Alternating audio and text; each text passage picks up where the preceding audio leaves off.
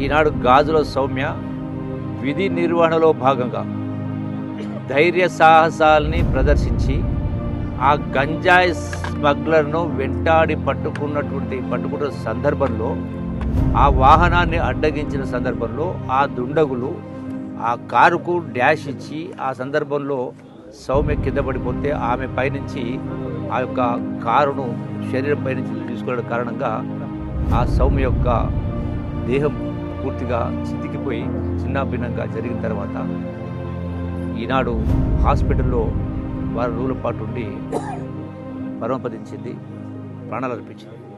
ఆ వాహనంలో ఆ ఎస్ఐతో పాటు, ఆ కానిస్టేబుల్తో పాటుగా SICL కూడా అదే ధైర్యాన్ని ప్రదర్శించింది. అంటే విధి నిర్వహణలో బాగా ప్రాణాలు అర్పించింది. ఈ ప్రభుత్వం ఆ కుటుంబాన్ని, గౌరవ ముఖ్యమంత్రి గారు విదేశాలు ఉన్న కారణంగా వారితో సంప్రదించడం జరిగింది. ఆ కుటుంబానికి 1 కోటి రూపాయల పరిహారాన్ని, ఆర్థిక సహకారాన్ని చెప్పడం జరిగింది.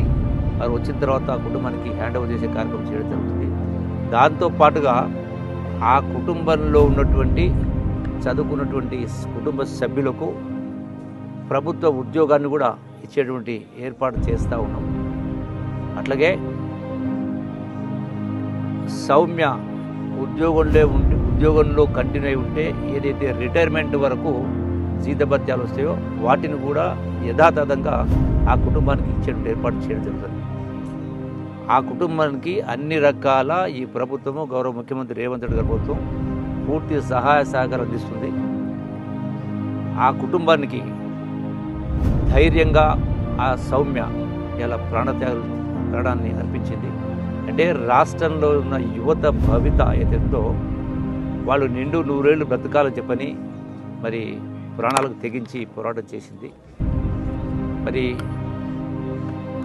ఉద్యోగులందరికీ కూడా ధైర్యాన్ని కల్పించాలి, ప్రభుత్వం మాకు అండగా ఉంటుంది అనేటువంటి ఒక సదుద్దేశంతో, అట్లాగే ఇటువంటి దుర్ఘటనలు భవిష్యత్తులో పునరావృతం కాకుండా ఉండడం కోసం ఎక్సైజ్ శాఖ డిపార్ట్మెంటు ఎక్సైజ్ అధికారులకు ఆయుధాలు కూడా ఇచ్చేటువంటి ఏర్పాటు తక్షణమే చేయడం జరుగుతుంది.